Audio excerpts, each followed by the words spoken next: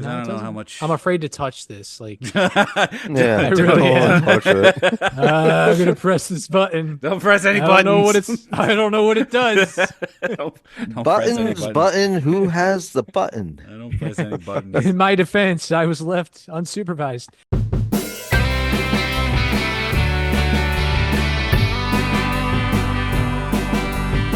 On this episode of Three Tool Players, we discussed the 2026 Hall of Fame inductees. Spear doesn't like Beltran's induction and says the steroid users' Hall of Fame debate is officially over. Dan is banished to the basement, and Brian doesn't like the contemporary baseball-era ballot and also wishes he was on steroids when he was a kid. All this and more on this episode of Three Tool Players.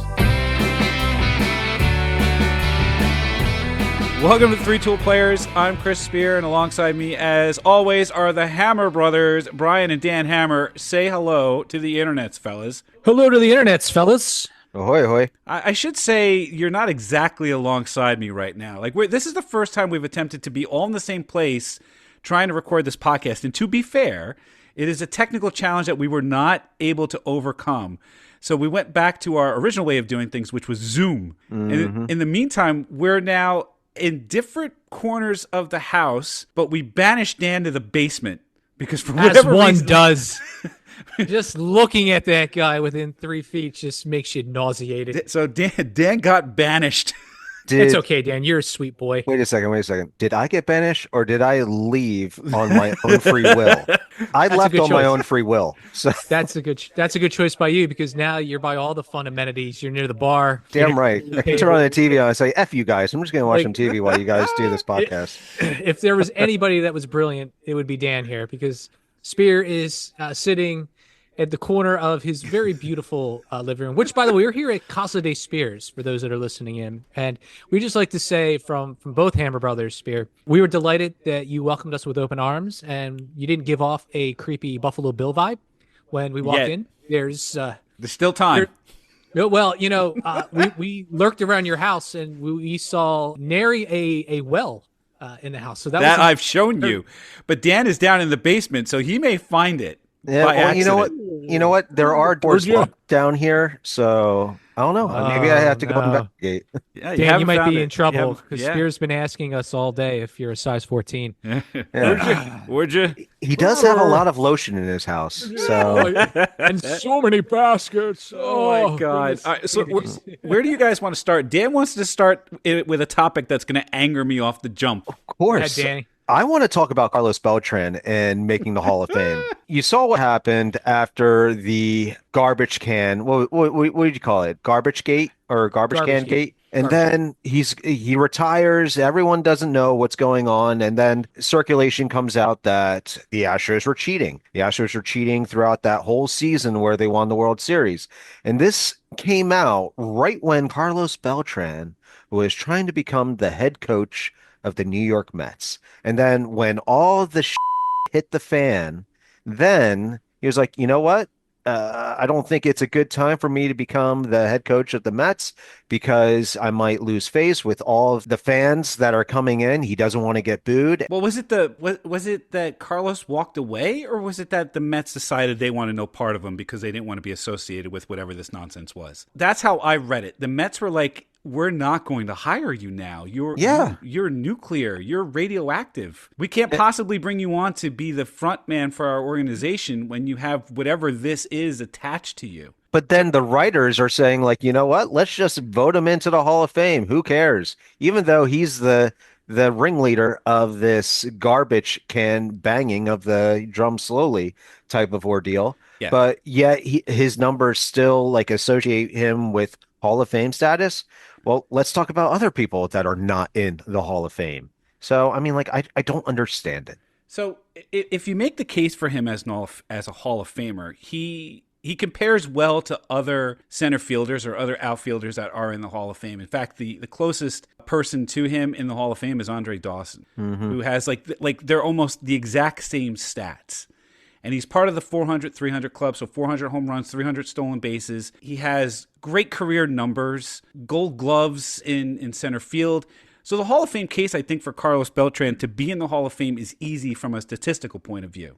By the numbers, Carlos Beltran is a Hall of Famer. But when you start dealing with the etiquette the commandments of baseball. And like, where is that line? Because obviously this didn't follow the line like well, PEDs did not follow the line of like etiquette to get into the Hall of Fame, but cheating on this mass level, obviously it's okay for players to get into the Hall of Fame. So here's my thing. Carlos Beltran's going to be a Hall of Famer, and he's going to go into the Hall of Fame as a Met. This is something that I should be celebrating. There are only two other Hall of Famers in Cooperstown wearing Mets hats on their plaque. And it's sad that I know which two you are talking about because those guys were both, yeah, right? yeah, Tom Seaver, absolutely, and Piazza. Yeah, and they were both great Mets. Obviously Tom Terrific, the franchise, the epitome of being a Met. Mike Piazza had a great run as a Met. Carlos Beltran had a great run as a Met. I can't deal with Carlos Beltran as a Met in the Hall of Fame for two simple reasons. The first is I will never, ever forgive him for leaving his bat on his shoulder in the National League Championship Series against Adam Wainwright. It's the bottom of the ninth. You are down by two. The bases are loaded. 2 outs. And you have a 2-strike count. I don't care how nasty that curveball was. You swing. I don't care how awful you look swinging at it. You swing. The fact that he never took the bat off his shoulders makes me absolutely insane. I have never shut off a TV faster in my life. You're supposed to be the heart and soul of this lineup. How in the hell did you not take your bat off your shoulders? And the argument will be it was a nasty Adam Wainwright curveball. It was the hammer.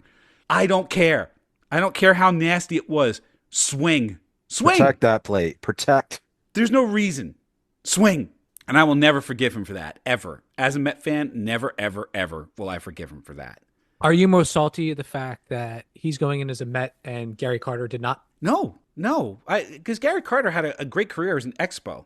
Frankly, I would have thought Piazza would have gone in as a Dodger. Yeah. But Carlos Beltran should not be a Met in the Hall of Fame. I don't care. And the other reason is I don't want that association. He will now be memorialized in the Hall of Fame as a Met. And now he will be forever memorialized as a Met with this thing hanging over him. I do not like that. And if you're going to bring Beltran into the Hall of Fame, then you now have to open the door to everybody else from steroids. Because you've opened the door to cheaters in the Hall of Fame. So you cannot stand on ceremony and say, we have to keep all the steroid people out of the Hall of Fame. This is not even in question. This isn't somebody who might have cheated. This is out there. It is proven. He cheated as part of a broader cheating scandal with the Houston Astros. He's the one that orchestrated it. He was the godfather. He was teaching the other players how to cheat. Steroids don't exactly make you a good player, okay? We have reference of that from the latest Philly, Dan. You can remind us who got the recent ban from your team. Max Kepler. It was Kepler. But Kepler. Kepler's awful. I mean, geez. Max Kepler is an absolute demonstration of somebody who used steroids and still had zero skill. What I'm trying to say here is this Beltran situation is far worse because if I know the next pitch that's coming, or I know which location it's going to be because someone is signaling out to me, you could still be a professional or just mediocre at best. You could, in essence, just rip the ball, sit on a hanging changeup, or just lace something the other way. This is arguably apples and oranges in terms of your level of creating a benefit for you and your team, your stats, your wins, your WAR, all of it before any steroid. So that's where I'm absolutely frustrated with the appointment of Beltran into the Hall of Fame. Do his numbers dictate he should be in? Yeah, he's got a pretty good WAR over year, and I know, Spear, you hate the idea that he's coming in as a Met, but let's face it, most of his WAR productivity happened when he was a Met. In the end, this is a very, very dark time for baseball. Sorry to say it. Yeah, I feel like this just opens up the door, just like Spear said, to the guys who use PEDs. And the thing is, exactly what you said, Brian. I mean, like, to hit a baseball is one of the hardest things in professional sports. Guys that are taking PEDs, I mean, like, you can take a look at Barry Bonds, even before he was tied to PEDs. He was a 3-time MVP before he had any link to Balco. Of course, his head got bigger and bigger when he went over to the Giants, but before that, he was still a Hall of Fame caliber player. Going back to the 90s with the strike and everything, if it wasn't for these guys to freaking hit homers over the wall, hit dingers, they wouldn't have brought people back into the seats because baseball was dying during that strike time. Yeah, like I'm not going to argue that. Like the home run race of '98 with McGuire, Sosa, yeah, it absolutely brought people back because after the '94 strike, the one thing you could really hang your hat on was Cal Ripken Jr. Breaking Lou Gehrig's all-time consecutive record for games played. I will still argue that his daddy let him in the lineup every day, but that's nor here nor there. Thank you, Cal Sr. But I will simply say that you're right. Baseball was in a very, very deep funk, even though the Yankees had won their first World Series in a long time. Of course, you had to bring that in. Go for it. Of course, I do. How can you not? The Yankees are amazing, Daniel. Get on board. But I'm saying is baseball needed that shot in the ass, and guess who they got it from? PEDs. From McGuire, Sosa hitting dingers, and everybody else just went nuts. But does that send the right message to youth of baseball? I think back to when we were youngins, Dan. It's awful because never in my wildest dreams as a teenager did I think, hey, I should be on steroids. I probably should have been. I was 125 pounds wet, being a 6-foot gangly kid. Forget about having shrinking balls and acne on my back, but at least some girls would have at least looked at me in a different way. You just would have had more acne, to be honest. I would have had more acne, more acne and everywhere. Yeah, but at least I would have had them muscles, right? And maybe girls would have taken me a little bit more seriously. But I doubt it. I seriously nor doubt here it. nor there. The muscles aren't going to help you with girls taking you seriously. Yeah, really? I mean, like, what is going to help me? An entire change of personality. God, that's going to be hard. I mean, seriously, I'm like you're like that kid from The Simpsons with the crackly voice and like all the pimples on his face. Talk to my manager. I don't know. But if I'm ripping like veiny arms and stuff and smacking dingers out of dead center field, you're gonna get a couple of with a giant basketball as a head. Yeah, that's real attractive. There you go. Hey, you want to know something? There's a couple of co-eds that see that says, you know what? I'll look past the grotesque bulbery of his head. It means he's gonna get an 8-figure deal at MLB level, and I get to ride that train. I don't know, man. The grotesque part, I think, would turn most girls off, but that's neither here nor there. Body with your body frame, Brian. I mean, like I just have to say, like you would look like Mr. Mackey, all right, from South Back Park. then, now I'm nothing but beefcake. So All right. I've learned how to eat sandwiches. You would look like a bobblehead. You know what I mean? Like you would just be like just walking down the street, head bobbling all over the place. You'd look like a bobblehead. That's what you'd look like. Oh, I'm so glad I learned how to eat carbs. This is great. Yeah, to balance out the top and bottom, sure. Yeah, my BMI is right where it needs to be right now, not in the 10th percentile. Right. Everyone looked at me like I was emaciated, and they needed to call like child services. So the bottom line is this: the debate is over, right? The debate on steroid users in the Hall of Fame should be over. I was on the record as saying that we should get steroid users into the Hall of Fame, if only to acknowledge this dark period like you're talking about, this dark period in baseball. I've said this before, and I'm still on that particular bandwagon, but you have to acknowledge that these things happened. If you want it to be part of baseball history and reflect on it, then Beltran should be going into the Hall with something on his plaque that says participated in the Astros scandal with I like how you got to put something about garbage cans on a Cooperstown plaque. It's going to be really screwed up.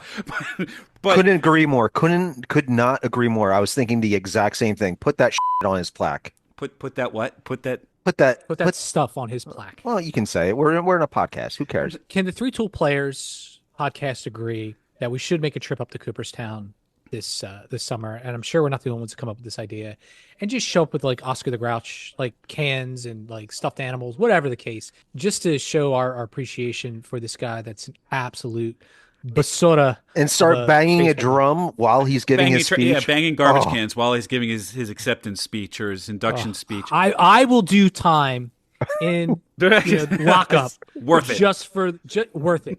And if someone says, if I go for a job interview, oh, it shows here that you have a little bit of a police record. Yes, please let me explain what happened there. This had to do with Carlos Beltran being absolute basura. Oh, yes. When can you start? A Mets fan would hire you. A Mets fan would hire you. Absolutely would they hire me. Not so much an Astros fan. You don't interview with an Astros fan. I don't want to go down to Houston. It's so humid. Forget that noise. Ragweed. I would gladly take the jail time if I get to go up there and scratch the Mets insignia off of his helmet. Like, oh my God. That's just kind of where I'm at with it. Like, Mets fans are divided on this, by the way, and I seem to be in the other camp. Most Met fans are like, yeah, he was a great Met, and he was great for us, and they're looking forward to having his number retired. And I'm going, God, no. Like, the Mets even walked away from him. That's the point. He was going to be the Mets manager, and the Mets themselves walked away from him. Why would you honor him with his number being retired at Citi Field? I know. My hand's up in the air, Spear. I'll tell you why. I can see you. I'll tell you why. Yeah, I can see you in the other room. You are such a handsome devil. Oh, yeah, you too. Even with all your carbs. Don't worry about it, buddy. I can smell that musk from here. Oh, it's intoxicating. Let me tell you something. Well, I'm the troll downstairs. That's what I am. Yeah. Shut up, troll. As you get down there, it's all dank and dark down there. Eat the mice. Stop it. Let's chase some spiders. That's right. Make yourself useful down there, you freaking goblin. Listen, here, there's a reason why the Mets fans are absolutely delighted, and that is the fact that because of Beltran's awful decision-making and just complete lack of ethics, he screwed the Yankees out of going to the World Series that year with LA.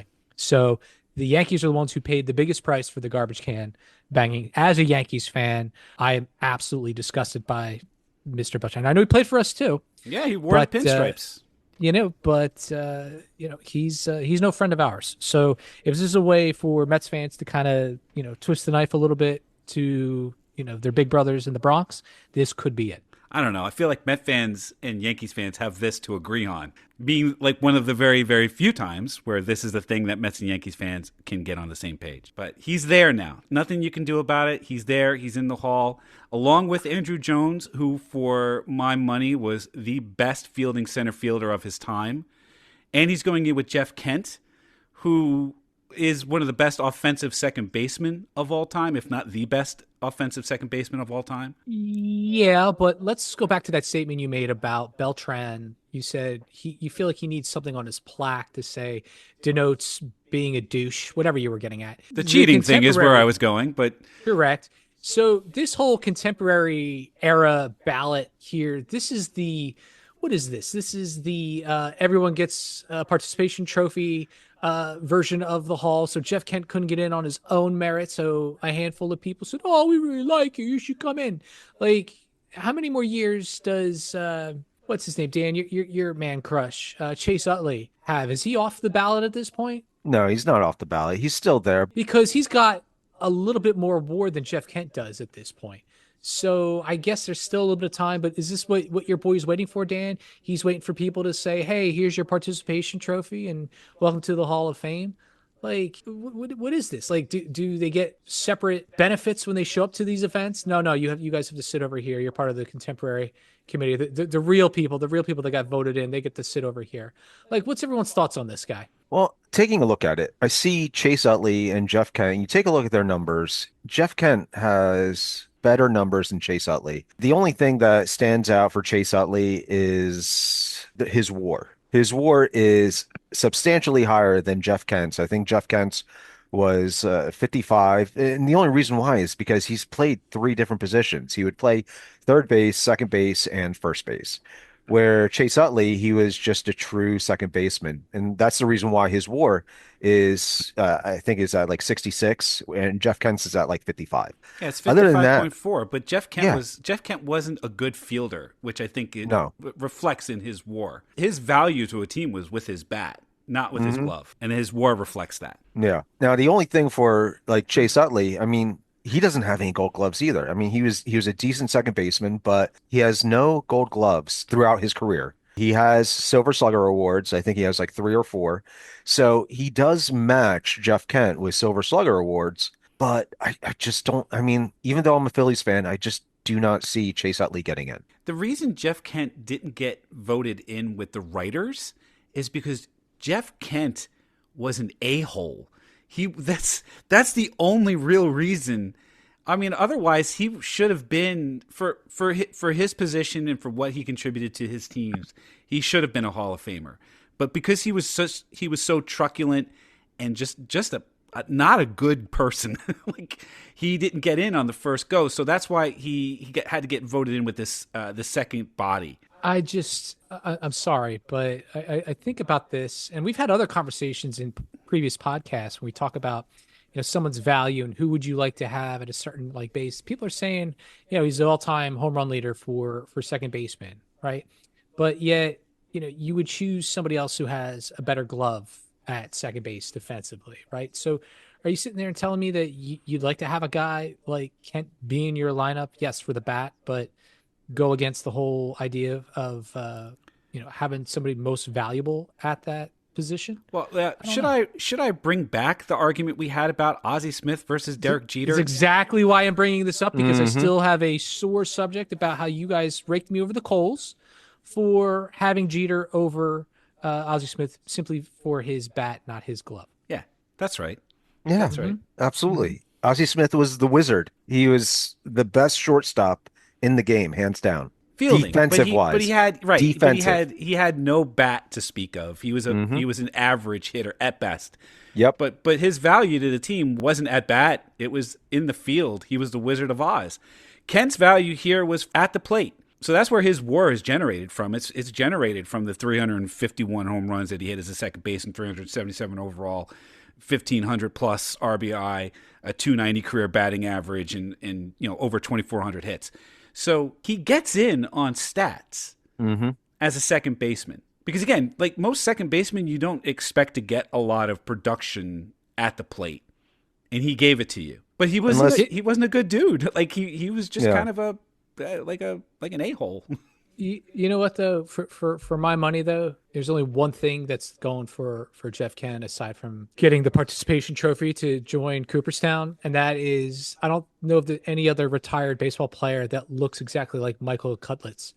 If you ever have been a fan of The Walking Dead, he played Abraham, and you've seen this guy everywhere. Go ahead and look at Jeff Kent and accepting his little contemporary award. He looks exactly like Abraham. He got his I don't want to give anything away for those who haven't seen it yet. I'll just say that he's dolphin smooth. That's the best I'm going to say about his character. Yep. He's all right. dolphin We'll leave it at that.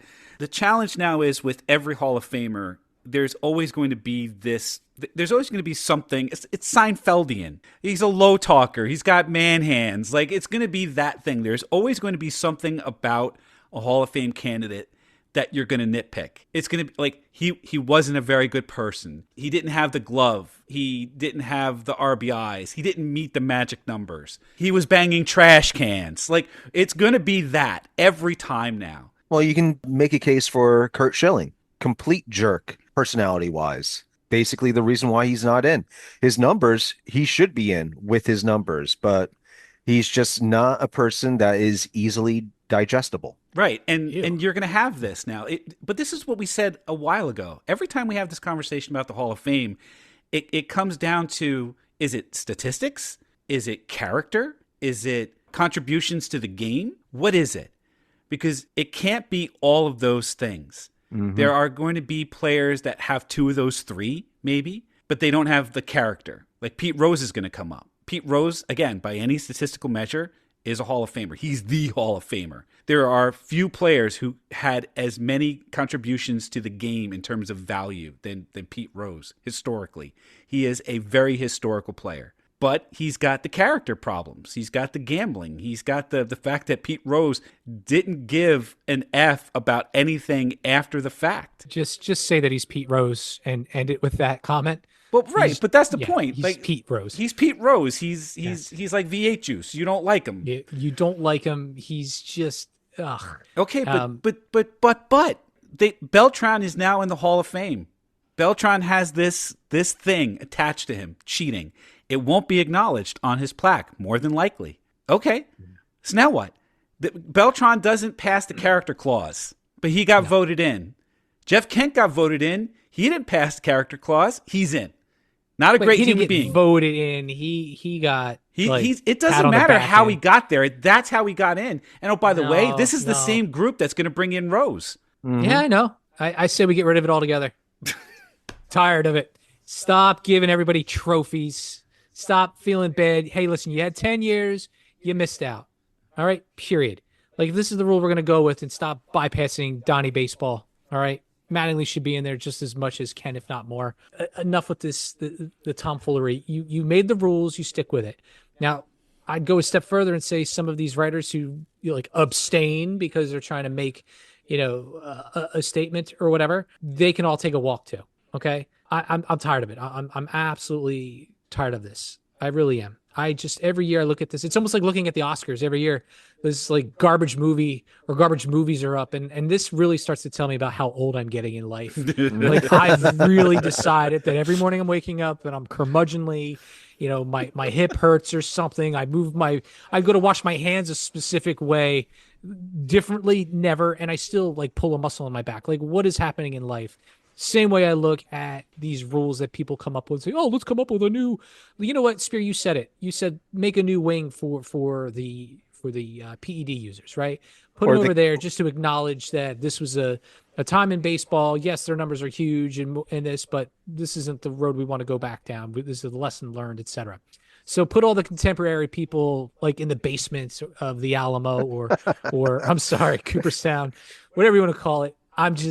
I'm over it. I'm over it. Just keep it pure. So, Brian, are you going to make a Hall of Fame of questionable character individuals? Well, we could, Dan. I mean, go back to Ty Cobb. Go back to Yeah. this. Like, I get it. Like, there's a bunch of douches and let's face it. Like, Babe Ruth wasn't exactly the nicest guy either. All right, Yeah. fine. But he was above everything. I get why he's in. Okay, fine. Jeff Kent didn't get in because he was an asshole. Well, fine, but his numbers really did say something else. Maybe he should have gotten in beforehand. So that's the argument I'm making here, right? I'm tired of folks saying, "Oh, maybe the issue is not the players themselves; it's the process of the writers who get butthurt and have their own egos to try to make it about themselves." The problem That's the problem is how you look at the Hall of Fame as this bastion of baseball goodness.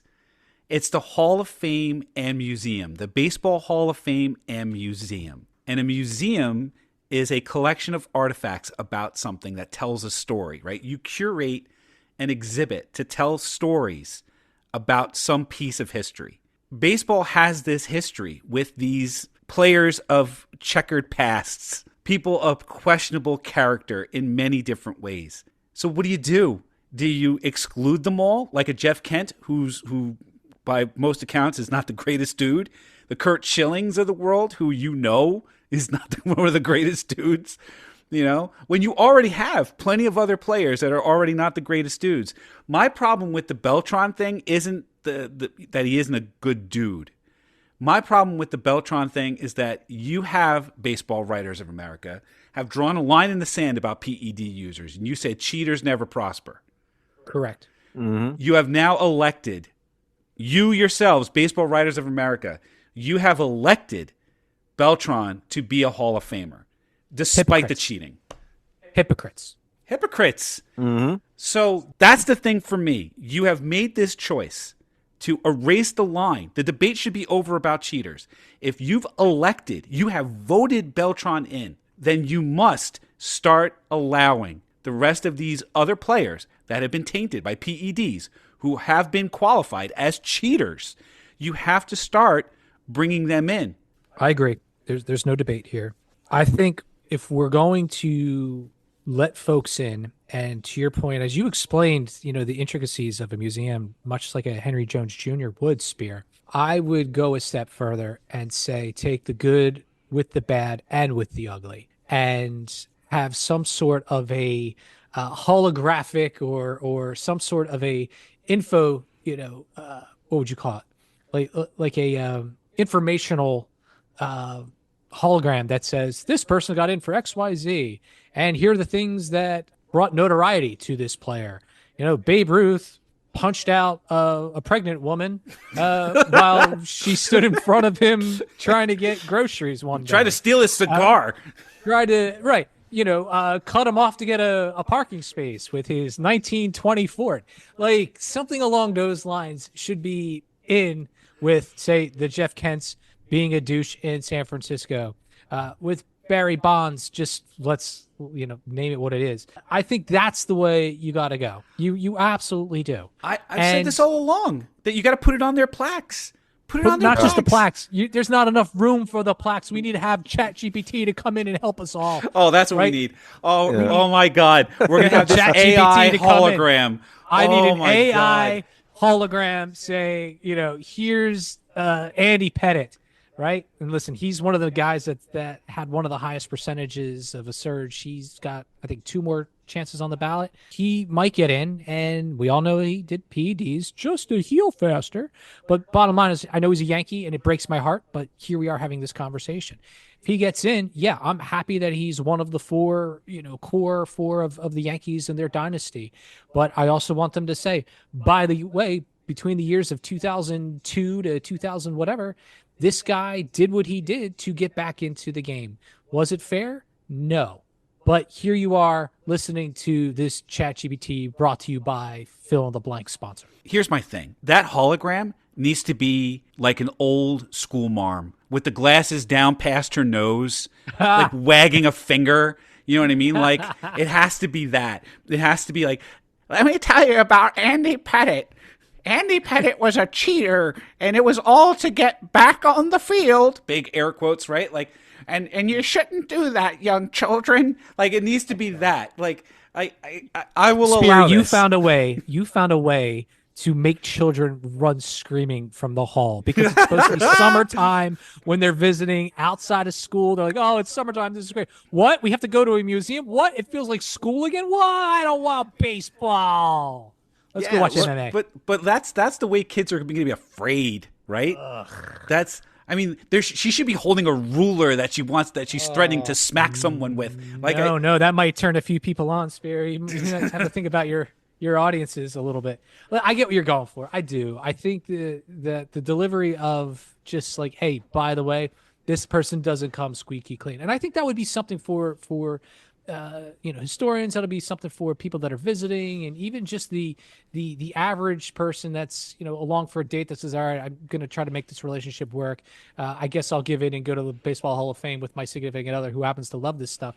But at least for that person, they can look at this situation and be like, hey, why does that person have a little of a denotion of cheesiness? Or why does that person have a different colored plaque or is in a different, basement of this complex? Oh, that's why, because they weren't the best of the best by playing the game like correctly. And this is why we banished Dan to the basement. Because he is not of good character, and he was generally an awful human being. So we banished him to the basement. Remember, I went on my own free will. I'm a troll.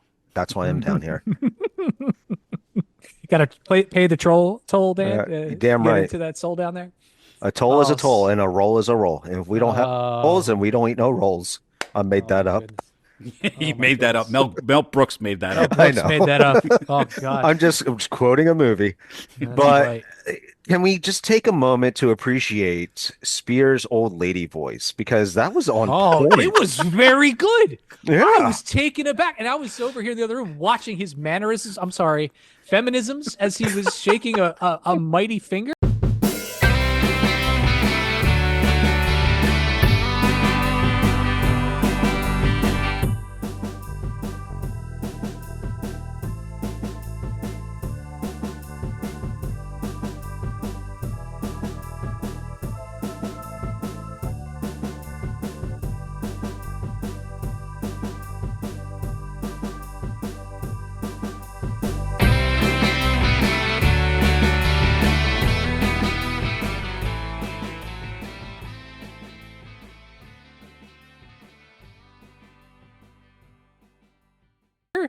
Spear, you got like vaudeville in you, my friend. I'm going to chase you around with a ruler later. It's going to be great.